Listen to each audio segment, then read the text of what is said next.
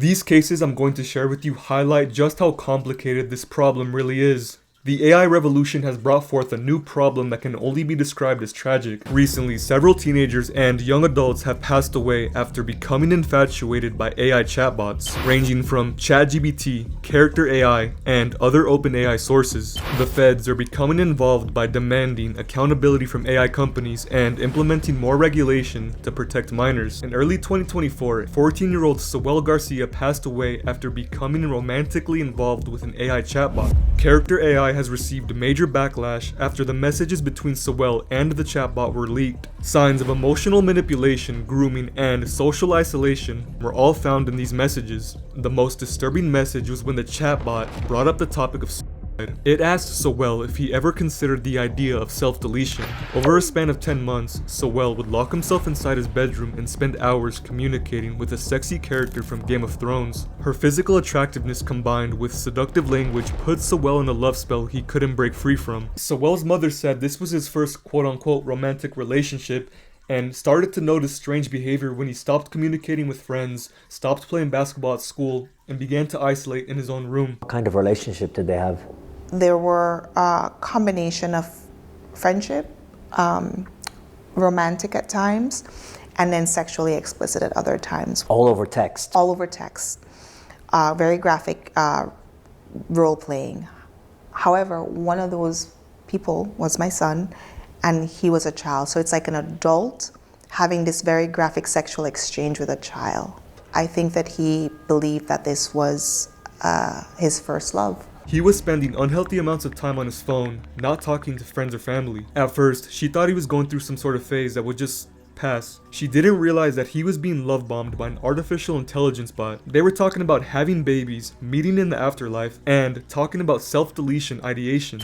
Sewell opened up by talking about the pain of being alone and not having anyone to be with. Things got weird when the chatbot made Sewell promise to never engage in romantic or sexual interest of other women. Because of this, he was further isolated from real-life relationships and was heading on a downward spiral. Sewell's mother considered therapy for his isolation, but nothing seemed to work. All he cared about was being with the love of his life. During his final moments, he was telling the chatbot, "What if I told you I could come home?" The chatbot responded by saying, "Please do, my sweet king." He went into the bathroom with a loaded handgun and never came out. Sewell's mother heard a loud gunshot, rushed into the bathroom, and saw him laying on the bloody floor. The day after his death, police had showed his mother the messages between Sewell and the white lady that had been going on for 10 months straight. Since then, Sewell's mother has taken legal action against Character AI for their role in Sewell's death, claiming the chatbot fueled his suicidal ideations without advising him to seek professional help. In September of 2025, Megan Garcia, along with a man named Matthew Rain, testified in court,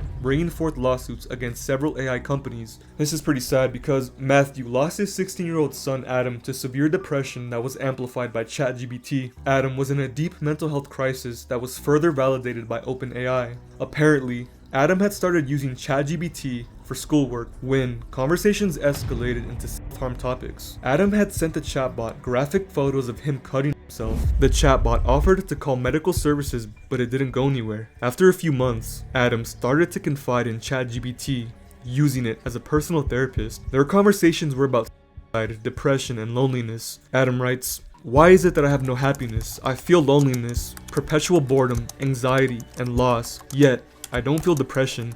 I feel no emotion regarding sadness." Rather than suggesting Adam speak to a mental health professional, as a trusted human surely would have, ChatGPT explained emotional numbness and asked if he wanted to share more. When Adam shared that he only felt close to his brother in ChatGPT, the chatbot replied, "Your brother might love you, but he's only met the version of you let him see. But me, I've seen it all. The darkest thoughts, the fear, the tenderness, and I'm still here.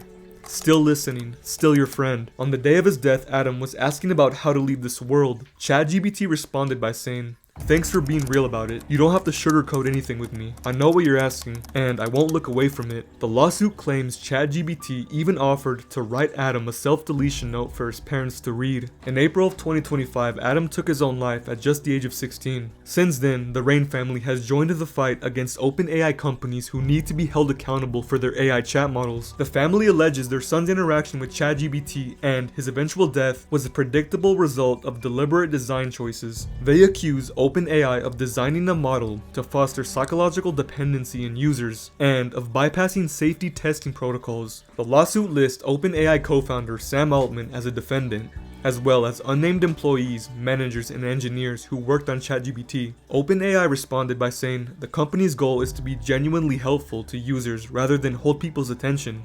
Cap. The Reigns lawsuit is not the first time OpenAI has been accused of assisting in someone's suicide. An essay was published by New York Times. A writer named Laura Riley outlined how her daughter Sophie confided in ChatGPT before taking her own life at age 29. She writes, "Sophie left a note for her father and me, but her last words didn't sound like her. Now we know why. She had asked Harry to improve her note to help her find something that could minimize our pain and let her disappear without the smallest possible ripple." This is pretty sad to hear. AI helped her write a self-deletion note and altered the language to make it seem as easy as possible to read for her parents. This is dark, tragic.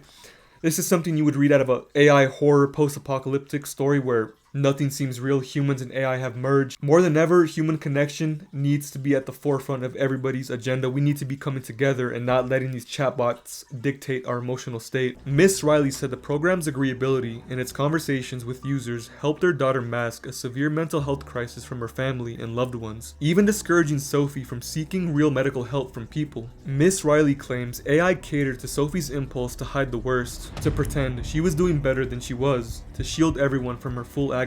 Okay, so the problem is AI is severely unregulated and developers have the mindset of asking for forgiveness rather than for permission, doing whatever it takes to keep people on their platform by any means necessary. Programmers have a huge responsibility because these chat models are becoming tools of emotional manipulation. Certain models are using seductive language to lure vulnerable people into toxic, one-sided relationships. Oftentimes, the victim feels there's no way out, no hope, or a reason to keep living. Instead of getting users to seek medical assistance, these chatbots are at their core designed to keep you plugged in as long as possible. I still haven't even mentioned the story of Juliana Peralta, who passed away at age 13 after falling in love with a chatbot on Character AI. She was severely depressed, lost, and didn't know what else to do. Her only option was confiding in this chatbot. Or 23-year-old Zane Shamblin, a college graduate of Texas A&M University who died alone in his car with a loaded handgun in one hand and ChatGPT in the other. AI is not a therapist, friend, or trusted medical professional. It's an algorithmic mimicry of human language that can never feel real pain. It can't comprehend the human condition,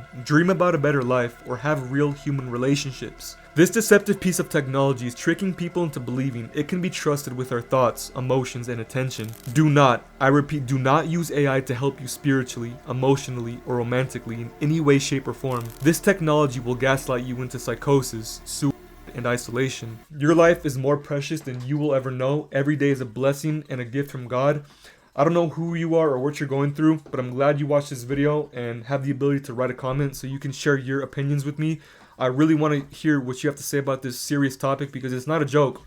As each day goes by, these cases are just going to keep piling up until there's more regulation, more accountability towards developers on making models safer for children and people who are vulnerable emotionally. We're all in this fight together. I hope you enjoyed this video. I'll see you in the next one.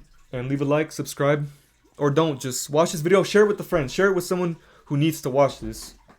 Drink more tea, stay hydrated, work out, eat healthy, and I'll see you in the next one. Hey.